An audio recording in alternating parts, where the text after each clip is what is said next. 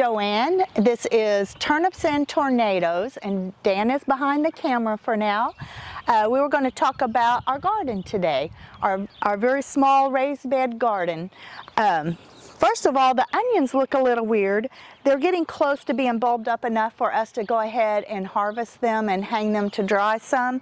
So I figure in about a week we'll pull them. So I went ahead and pushed the tops of the onions over. That will aid in them drying and also aid in them bulbing on up. They're not huge bulb yet, but they're good enough. They're ready. They're ready. And behind the onions we have the tomatoes, which has caused a little bit of a dilemma in that for the last week before you harvest your onions, you should not water them, but we're having to water the tomatoes, so they're getting a little water too. But I think it'll work out. I hope you can see we've got lots of tomatoes on the vines this year. Last year was a difficult gardening season for all of us around here. Looks like this is going to be a real good gardening season. Hopefully. We also have flowers that we planted close. Our garden is so small that we didn't want to put flowers in the garden and take up any space for harvesting things, so we put them right next to the garden. We've got balloon flower, butterfly weed, and coneflower, and we've noticed quite a few bumblebees in our garden and other bees, so we're real happy with that. Okay, and we've been keeping our tomatoes trimmed up and been pulling them up and tying them up, so it seems like it's helped a lot. It looks like I need to do a little bit more work here.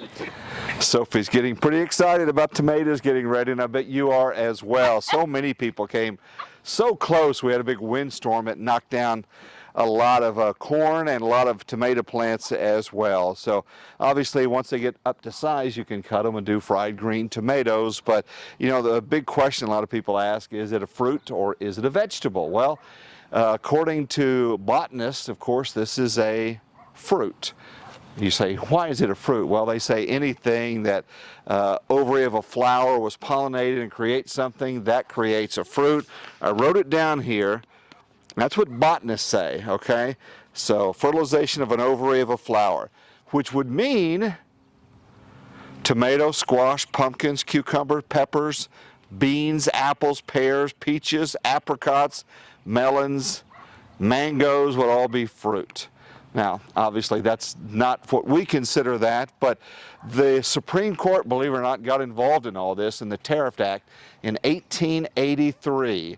And they said basically for clarification, simplified a very complicated course, basically for clarification that the tomato was in fact a vegetable, according to Supreme Court, but botanists would tell you otherwise. Isn't that interesting?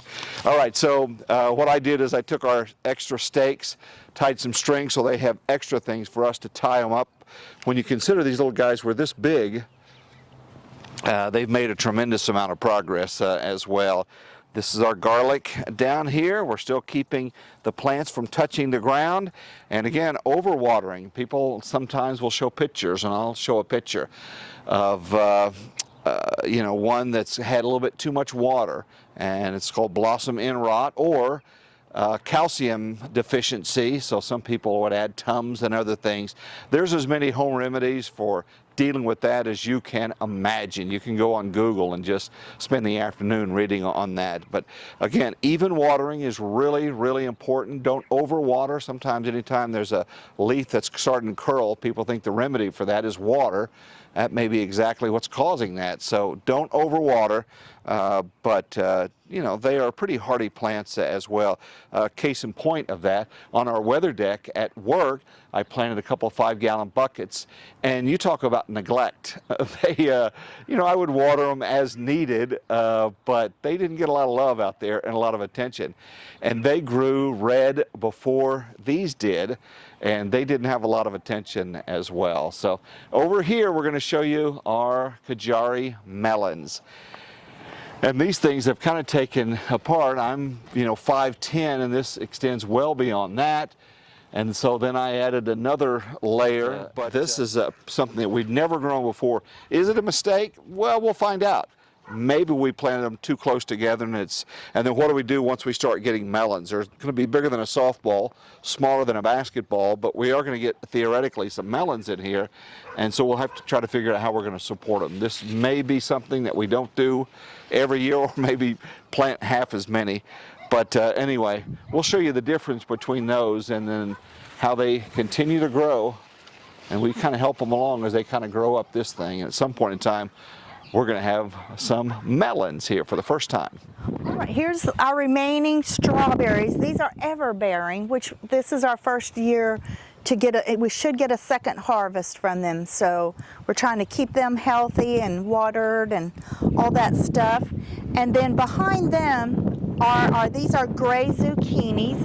And believe it or not, we only planted these from seed in the ground about 3 weeks ago.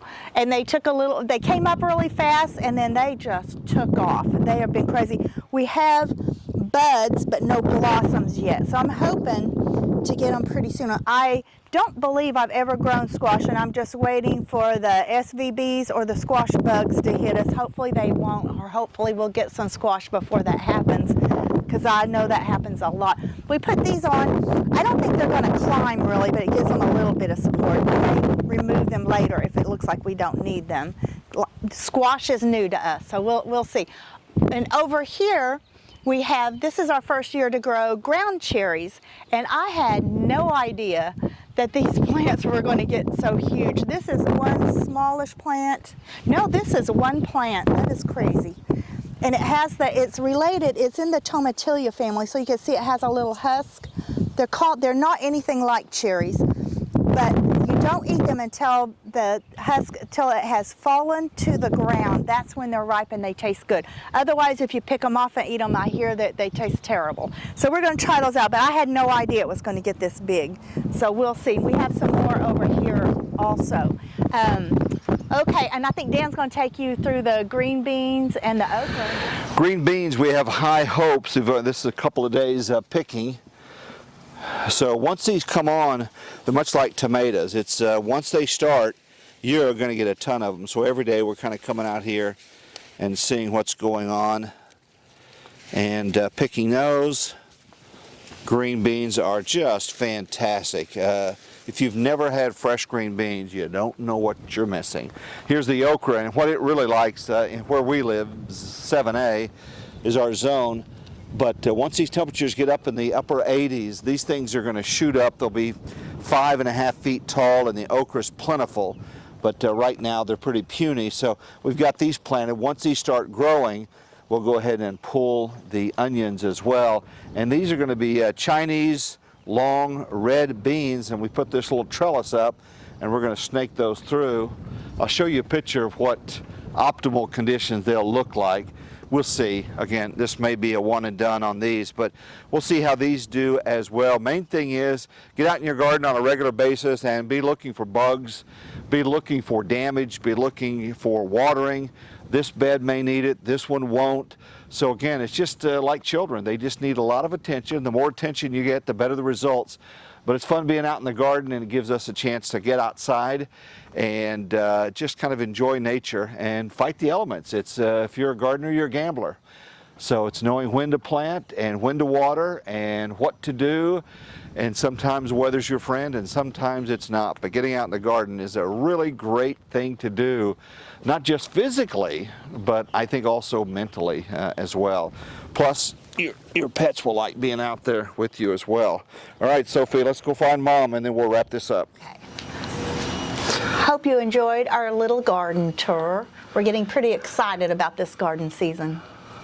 Could be one of the best ones that we've had in years. We'll see, though. Tomorrow a big storm could take it all out, or she could learn how to jump and take it all out as well. Hey, thanks for your comments and your suggestions and your likes. It all helps. We also have an email address, turnipsandtornadoes@gmail.com, if you want to reach out to us at that time.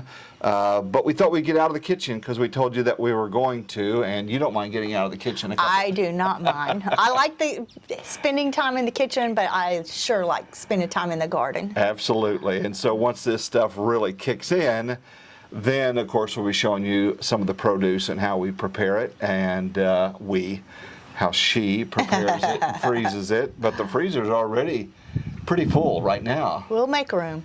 There you go, you always do.